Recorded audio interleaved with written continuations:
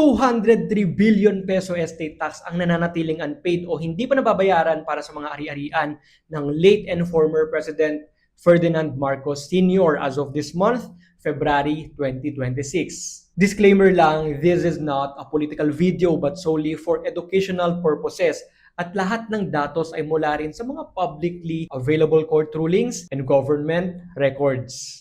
Itong 203 billion na ito ay nagsimula lang sa 23.3 billion peso assessment in 1991 na tuluyan ng lumobo dahil sa patong-patong na interest, penalties, and surcharges over the decades. Ang sabi ng Supreme Court ruling under GR 120880, itong estate tax assessment ay enforceable, final and executory na. Ito ay dahil ang kanyang mga tagapagmana or heirs ay hindi nakapag-file ng kinaukulang administrative protest within 30 days. Now, let's move on to the very topic of this video, which is the estate tax. Ang estate tax ay pinapataw para sa karapatan ng isang yumaong individual para ipasa ang kanilang ari-arian sa kanilang lawful heirs and beneficiaries. Ngayon, ang sinusundan nating panuntunan tungkol sa estate tax ay ang Train Law or yung Republic Act 10963 and its subsequent amendments. Dito ay mas simplified na ang estate tax to encourage compliance and ease of burden on families. Now let's go to the numbers. Ang flat rate ng estate tax ay 6% based on the net estate regardless of the amount.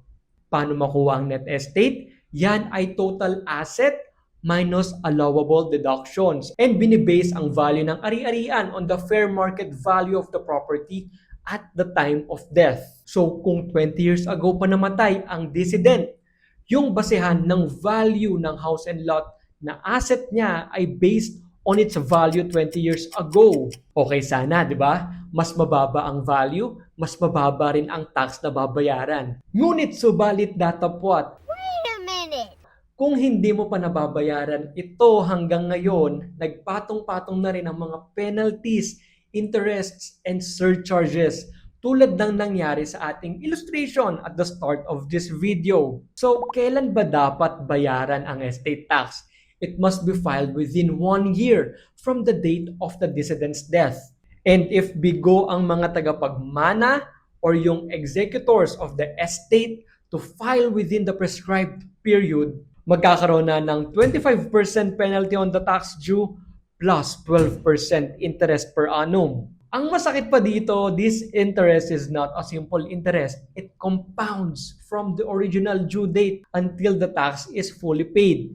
Ibig sabihin yung interest is calculated on the principal amount plus previous accrued interest. With this, hindi na nakakapagtaka na ganun na lang lumobo from 23.3 billion noong year 1991 to 203 billion and still growing ang kanilang estate tax due.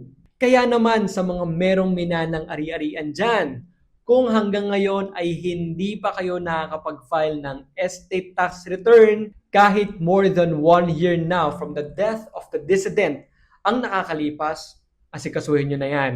Dahil baka yung akala nating tahimik lang at harmless na delay sa pagbabayad ng tax, one day mabulaga na lang tayo na sobrang laki na pala ng ating babayaran.